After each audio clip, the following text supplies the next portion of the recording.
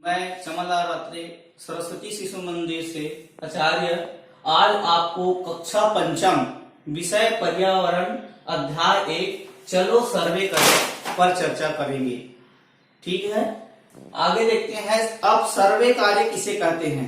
सर्वे के द्वारा हम किसी क्षेत्र विशेष या छोटी छोटी जानकारी इकट्ठे करना ही या उनके आंकड़े इकट्ठा करना सर्वे कहलाता है। सर्वे द्वारा हम लोगों की जरूरत को जान सकते हैं, उन्हें पूरा करने के उपाय भी जानते हैं। हमें अपने समाज, नगर, गांव, गली, मोहल्ले आदि की जानकारी इकट्ठा करना सर्वे कार्य से ही पता चलता है। कहाँ किस चीज की कमी है, कहाँ किस चीज की आवश्यकता है या अधिक है, उनकी भी जानकारी हम सर्वे के द्वारा ही करते हैं। सर्वे के द्वारा हम गांव, नगर, मोहल्ला आदि के बारे में भी जानकारी इकट्ठा कर सकते हैं। सर्वे के कई प्रकार हो सकते हैं। आर्थिक स्थिति की सर्वे कर जानकारी, शिक्षा के आधार पर जानकारी, कृषि के आधार पर जानकारी, पुस्तकालय में पुस्तक की जानकारी, यहाँ कितने बच्चे हैं आदि विषय पर जानकारी इकट्ठा करना ही सर्वे कार्य कहलाता है।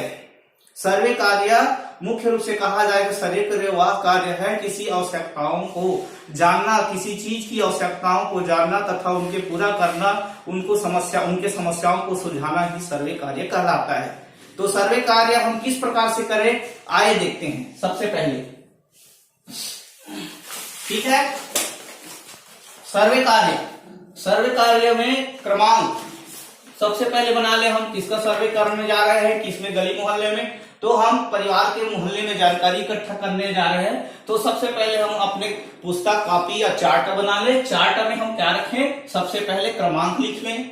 उसके बाद परिवार के मुखिया का नाम आ जाना चाहिए उसमें कॉलम में, और मुखिया का व्यवसाय, वो व्यक्ति क्या करता है, परिवार में कुल कितने परिवार लोग रहते हैं, उनके मकान उनके कच्चे बने हैं कि पक्के बने हैं, उनका वो ईंधन का उपयोग किस प्रकार से करते हैं, लकड़ी का करते हैं, गैस का करते हैं कि कोयले से बनाते हैं, उनका शैक्षणिक स्तर क्या है, वह शिक्षित है या अशिक्षित है, इस पर भी हम चर्चा करते हैं। तो हमने कक्षा में बच्चे आप लोग टोली बना लेना, 2-4 समूह बना लेना और एक गली मोहल्ले 10 घर का सर्वे करना। ऐसे इस प्रकार से सर्वे करना। जैसे मैं उदाहरण में आपको बता रहा हूं। सबसे पहले हमने कहा किसके घर गए, हमारे मोहल्ले में सोनू राम के घर गए।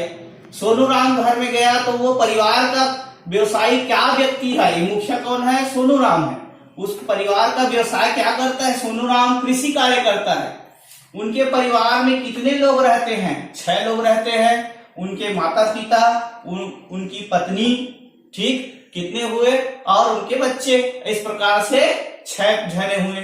मकान उनके कच्चे बने हैं कि पक्के, इसको देखना आप, और यहाँ पर लिखना।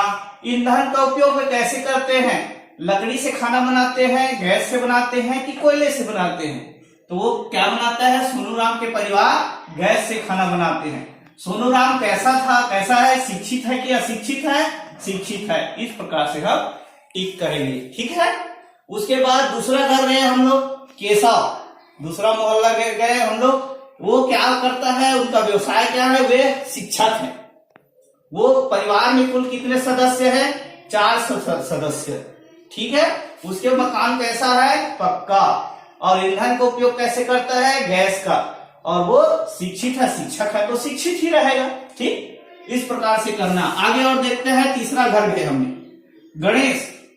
गणेश नाम के घर में गए। तो हम, ये हमारा परिवार का मुखिया है गणेश।